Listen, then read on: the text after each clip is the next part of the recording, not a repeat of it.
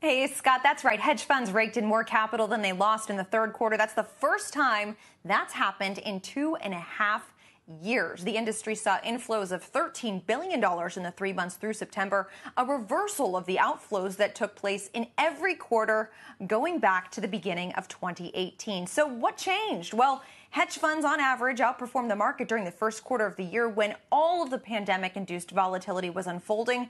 As allocators look ahead to the election and the ongoing COVID crisis, they're really turning to hedge funds to help manage risk and protect their downside.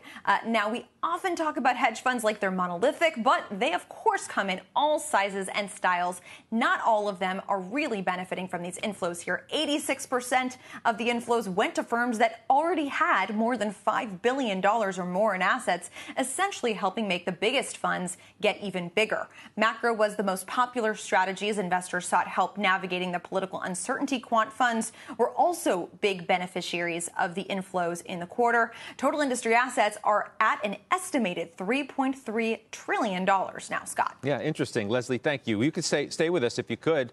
Brenda, why do you think this is? Yeah, we invest in hedge funds, and I think the other thing that hasn't been mentioned yet is that because interest rates are so incredibly low, everyone's reevaluating their allocation to bonds and saying, what else can I invest in that may not have all the risk of the equity market, but that can still deliver a return that's going to outpace inflation? Yeah, Steve Weiss, you're our resident hedge fund expert. What do you make of this story? Well, I think that they're worried about the increasing volatility. They're thinking that investing in index funds can't go on forever because markets won't go up forever in the short term. They've got to get performance where they can. So a lot of institutions are performing below their bogeys because of where interest rates are or where yields are. So they're going to hedge funds hoping for some juice. Yeah. So it's both hoping to manage the risk as well as get some outperformance. Yeah. We'll see if it happens. And Leslie, as you said, the big getting even bigger. That's right.